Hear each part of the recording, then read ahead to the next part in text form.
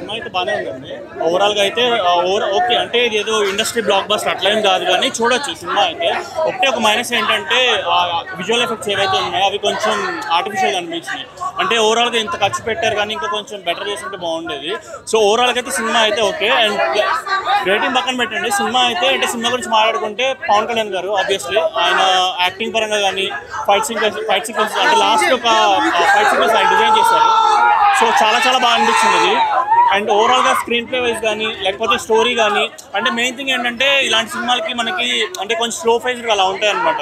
So అక్కడక్కడ అనిపించింది కానీ ఓవరాల్గా ఏంటంటే ఆ సినిమా మనం చూస్తున్నప్పుడు ఏంటంటే అంటే కంప్లీట్గా ఒక నార్మల్గానే అనిపించింది, ఎక్కడ బోర్ అనిపించలేదు. సో ఓవరాల్గా అయితే సినిమా ఓకే బాగానే ఉందండి సినిమా.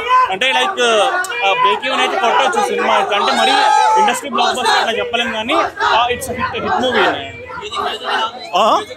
మ్యూజిక్ అదిరిపోయింది. ఫైట్ సీక్వెన్సెస్కి కీరవాణి గారు చాలా బాగా ఇచ్చారు ఆర్ఆర్. సో అది మేజర్ ప్లస్ సినిమాకి. అండ్ లవ్ ట్రాక్ కూడా అంటే ఓకే అంటే సినిమాలో స్టోరీతో పాటు ట్రావెల్ అవుతూ ఉంటుంది.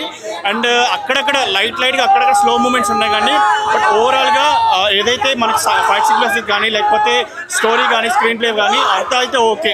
సో ఇద్దరు అంటే క్రిష్ గారు అండ్ జ్యోతికృష్ణ గారు ఇద్దరు కదా, సో ఇద్దరు చాలా బాగా డైరెక్ట్ చేశారు. ఓకే ఫైన్, చూడొచ్చు సినిమా అయితే. I'll give 3 out of 5.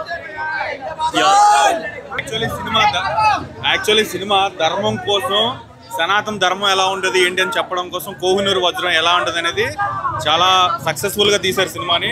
అద్భుతమైన విజయాన్ని పవన్ కళ్యాణ్ సృష్టించాడు. రికార్డ్స్ అంటే ఎలా ఉంటాయి ఈ సినిమాతో చూపించాడు పవన్ కళ్యాణ్. సింగిల్ మేలో వెళ్ళిపోయింది సినిమా. One man show the power star Pawan Kalyan. So amazing. ఎట్టి పరిస్థితుల్లో కూడా ఈ సినిమా బ్లాక్ బాస్టర్. వారు వన్ సైడ్ అంతే. జై పవన్ కళ్యాణ్.